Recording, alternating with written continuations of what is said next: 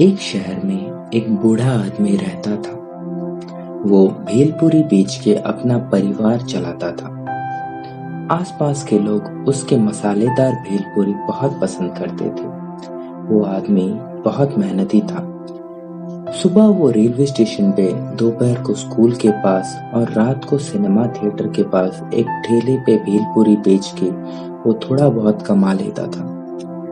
बहुत साल के मेहनत के बाद वो कुछ पैसा जमा करके अपने बेटे को एक अच्छे कॉलेज में दाखिला दिलाया और अभी उसका बेटा एक बिजनेस कंसल्टेंट है। एक दिन उसका बेटा घर आया था।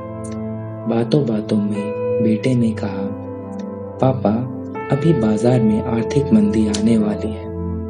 अनपढ़ बूढ़ा इसका मतलब नहीं समझ पाया। तभी उसका बेटा विस्तार में समझाया कि ये समय में बेरोजगारी बढ़ जाएगी, आप जैसे छोटे व्यापारी सबसे ज्यादा प्रभावित होंगे और लोगों के पास खर्चा करने के लिए पैसा नहीं होगा। इसीलिए बेटा अपने पापा को अभी से पैसा बचाने को कहा। बेटे के बात अभी वो समझ पाया और ये बात उससे परेशान कर रहा था। इसके बाद सामान नष्ट होने के डर से वो कम मात्रा में भेल, प्याज और टमाटर खरीदने लगा, जिसके कारण अनुपात का कोई संतुलन नहीं रहा। ज्यादा सामान ना होने के कारण उसका व्यापार जल्द ही खत्म हो जाती थी और वो घर लौट के इसी चिंता में अपना समय नष्ट करने लगा। इसी परेशानी से उसको रात में नींद नहीं आती थी और वो जल्दी उठ जाता था और इसीलिए वो जल्दी स्टेशन भी चला जाता था व्यापार करने। लेकिन इतनी सुबह स्टेशन में भी कम लोग होते थे, इसी कारण व्यापार भी कम होने लगा। उसने उसका ठेला को जगमग लाइट से सजा के रखा था, पर बैटरी में ज्यादा पैसा खर्च हो जाएगा सोच के रात में सिनेमा थिएटर के सामने अंधेरे में भेलपुरी बेचने लगा।